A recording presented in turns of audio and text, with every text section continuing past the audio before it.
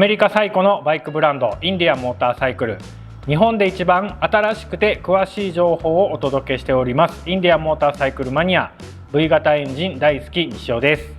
今回はインディアンモーターサイクルとやはり並べて検討されることが多いハーレーダビッドソン、その2ブランドのバイクに焦点を当てて実物を比べてみようという動画になります。今回の動画ではインディアンモーターサイクルの一番スタンダードでシンプルなスカウトとハーレーダビッドソン、こちらも一番シンプルで人気の非常にある FXBBS ストリートボブ、その2社の現物をじっくり比較していきたいなと思います。ではハーレーダビッドソンのストリートボブ FXBBS とインディアンモーターサイクルスカウトクラシック、両社の車両デザインなど見ていきたいと思います。ではバイク選びされる時に基本見た目のデザインとかね注目する方非常に多いと思うので、両社の車両の見どころ順番にお伝えしていきます。まずはフロント周り、ストリートボブ非常にシンプルな前回りになってます。 LED のヘッドライトと、あとはハーレーおなじみハンドルからぶら下がるタイプのウインカー、タイヤサイズは19インチ100の90の19インチとちょっと細身でホイールも大きめ、このフォークブーツがいいアクセントになってるかなという感じです。シンプルにまとまってて、ハーレーやなっていう感じがいいと思います。この辺ね、インディアンモーターサイクル今回比べるのはスカウトなんですけど、空冷のエンジンなんですがオイルクーラーがついてます。こんな感じでストリートボブね、非常にシンプルで、それでいて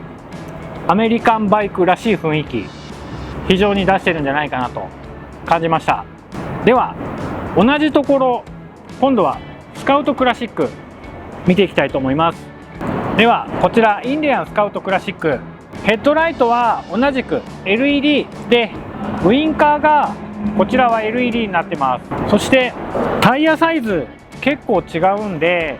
見た目の雰囲気も大きく変わるんですけど、スカウトクラシックは16インチで130の90なんで、ストリートボブと比べると分厚いタイヤで、ホイールサイズがちっちゃくてメッシュホイールになっているのでギュッとコンパクトに、こちらも王道のアメリカンスタイルというか王道のクラシックなバイクのスタイルかなと思います。こちらですね、ストリートボブでも比較したんですけど、インディアンのスカウトクラシックは水冷のエンジンなのでラジエーターがここについてます。ハーレーダビッドソンのストリートボブに関してはハーレーのバイクっていうイメージ、オーソドックスなハーレーのイメージさせてくれるんですけど、インディアンのスカウト、このフロントフェンダーのデザインとか、あとこのメッシュホイールとかクラシックなバイクの見せ方っていうようなスタイルになってるかなというのが印象的でした。では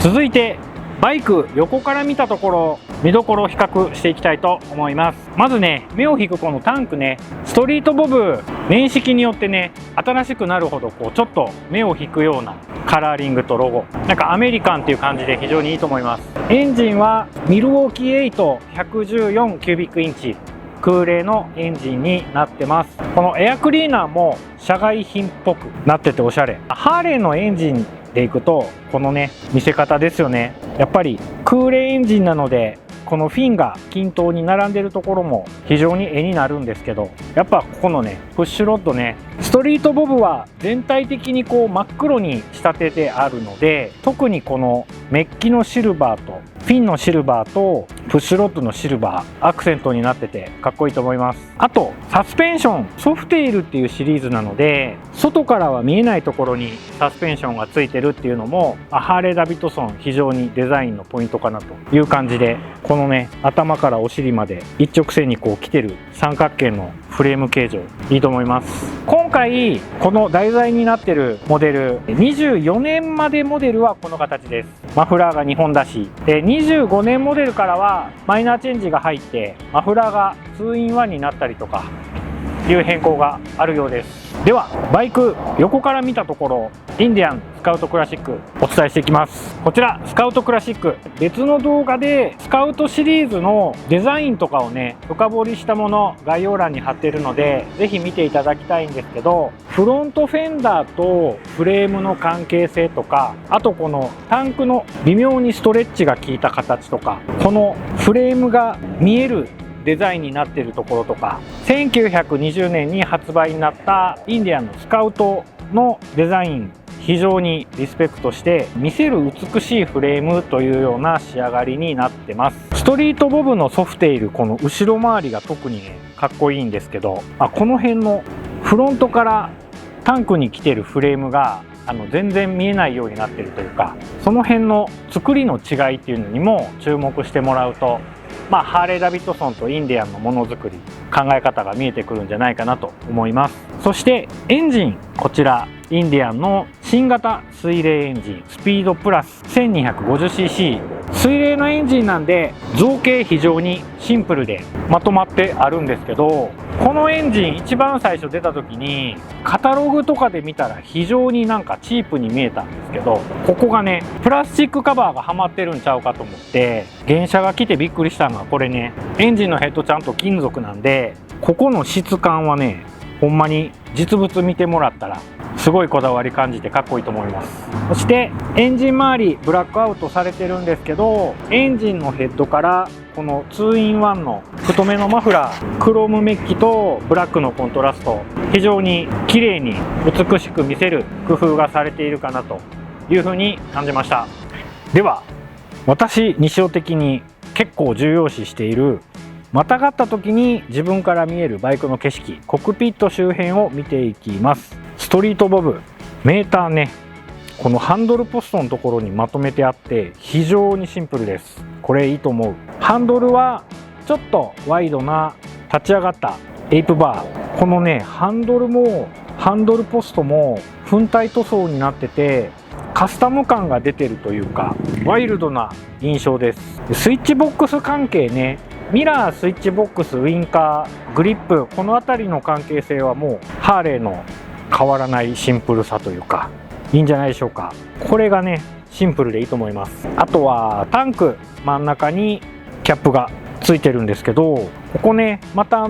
スカウトクラシックとちょっと比べて見ていただきたいのがメインフレームですね。フレームの上にタンクが乗ってるんですけど、このねハンドルの下、メインフレームが覗いてるとことか、このシートの前、このメインフレームが覗いてるところとか、四角いフレームで合成が出てる感じがします。良くも悪くもこういう姉妹が見えてるところっていうのはハーレーらしいかなと思います。アメリカンでは続いてスカウトクラシック、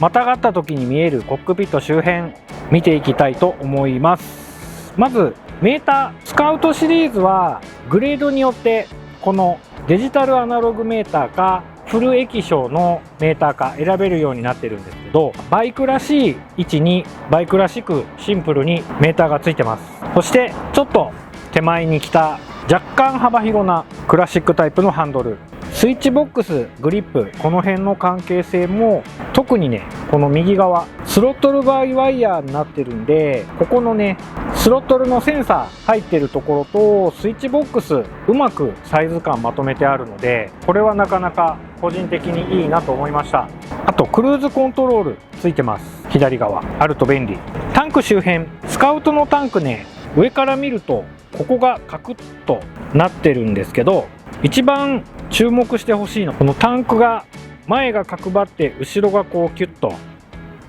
締まったデザインになってるんですけど、ここがね前から流れてくるフレームが見えるようになってます。これねなかなかおしゃれ。ちょこまかっとしたところから見えるコストかけてあるよなっていうこだわり、コストもかかってるしデザインも重視したい、そんなインディアンのこだわりが見えるポイントではないでしょうか。いいと思います。ではバイク後ろから見たところ、ストリートボブこんな感じで、これはちょっとオプションでついてるものなんですけど、もうシンプルにウインカーとテール一体型の LED タイプのテールウインカー、あとはセンターにナンバープレートをマウントすると、本当にざっくりとした言い方ですけど、アメリカンのお尻ってこんなんだなっていう王道の作りでシンプルでいいと思います。これ結構両者際立って違うので、次はスカウトクラシックお尻周り見ていきたいと思います。スカウトクラシックお尻周り、フロントフェンダーもそうだったんですけど、往年のスカウトのデザインのシルエットを大切に後ろまでガバッと長いリアフェンダーに LED のテールウインカー独立式になってるんですけど、このテールランプのしまいもねクラシック感出しつつスマートに LED になってるっていうところ、シンプルで、あとは今他のバイクではあんまりない形になってるっていうところもスカウトクラシックおすすめのポイントかなと思います。かっこいい。ではシート高も全長も実は同じぐらいというハーレーダビッドソンのストリートボブとインディアンスカウトクラシック、順番に足つきライディングポジションまたがった感じちょっと見ていただきます。失礼します。よいしょ。ハンドルが手前に調整されているので非常にリラックスしたポジションです。このシートの後ろがちょうどこうお尻を持たせる感じになってるんですごい座りやすいです。両足つくとだいたい両足ともかかとがつく感じ。ライディングポジションこんな感じ、非常に自然なポジションかなと。信号待ちだとこんな感じで足はかかとまでべったり、膝がゆったり、余裕あります。ちょっと反対側なんで見えないんですけど、このちょうど足を下ろした時に左のふくらはぎあたりにエンジンのクランクがちょうど当たるような形になっているので、これはちょっと気になりました。もう非常にまたがり感はニュートラルでいいと思います。では全長ほぼストリートボブと同じ、シート高も 680mm とストリートボブと同じスカウトクラシック、ちょっとまたがっていきます。失礼します。これね車体のサイズほぼ一緒なんですけど、車体重量 45kg ぐらい、スカウトの方が軽いので引き起こしは圧倒的にスカウトが軽いです。フォワードコントロールなんで足乗せるとこんな感じ。結構ね上半身ハンドルが手前に来てるので非常にリラックスしてるんですけど、シートの後ろにお尻を合わせると若干僕の165センチの身長では膝が伸び気味かなと。実物またがってみていただいて両者の違い如実にわかるかな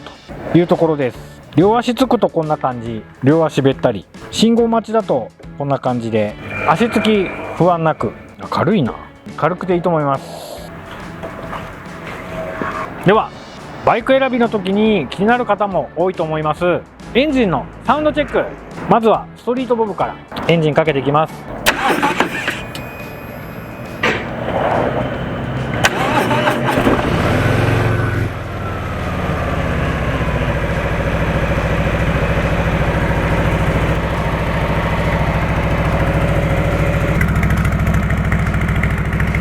この細身の2本出しのサイレンサーから歯切れのいいパンチの効いたサウンドがしてます。あとアクセル開けた時にこのエアフィルターからね空気を吸う音が聞こえてねいい感じです。こういうの好きっす。総じて結構低めの音と、あとこのエアフィルターが空気を吸う音、なかなかいいと思います。いい。ではスカウトクラシックエンジンかけていきます。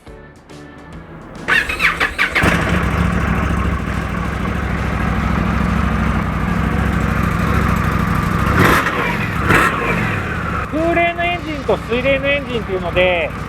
だいぶこのサウンドの質は違います。あとはこのアクセルを開けた時のアクセルのつき方、非常に空冷のハーレーとは違うワイルドさを感じます。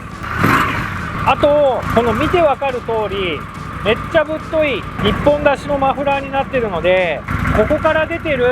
重低音はストリートボブの低音よりももうちょっと太いかな。結構ね低いところでどんどん言ってるようなそんなサウンドです。あとはハーレーのミルウォーキー8と一番違うのが、この辺のエンジン周辺から聞こえるメカノイズ、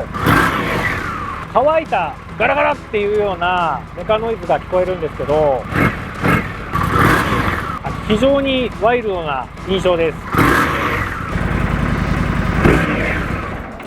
結構違うな。排気量は約 1800cc と 1200cc っていうところで 1.5 倍ぐらいの違いはあるんですけど、エンジンをかけてアイドリング時とかアクセルをちょっと開けてみた時の雰囲気、サウンドっていうのはどちらも同じぐらい迫力があるかなと思いました。空冷エンジンと水冷エンジンで音の音色が違うというか、キャラクターが違うというか、どっちもいいと思います。いかがだったでしょうか。今回ご紹介した2機種なんですが、どちらも非常に人気のあるモデルになっております。今回取材協力いただいたノース大阪インディアンモーターサイクルさんでは、ハーレーダビッドソンの車両とインディアンモーターサイクルの車両どちらも試乗ができるということなので、現物を見てみたり比較してみたり、また乗って比べてみたりとバイク探しの強い味方になってくれると思いますので、ぜひ足を運んでみてください。このチャンネルではインディアンモーターサイクルの日本で一番新しくて詳しい情報を配信しております。ぜひチャンネル登録、高評価、あとは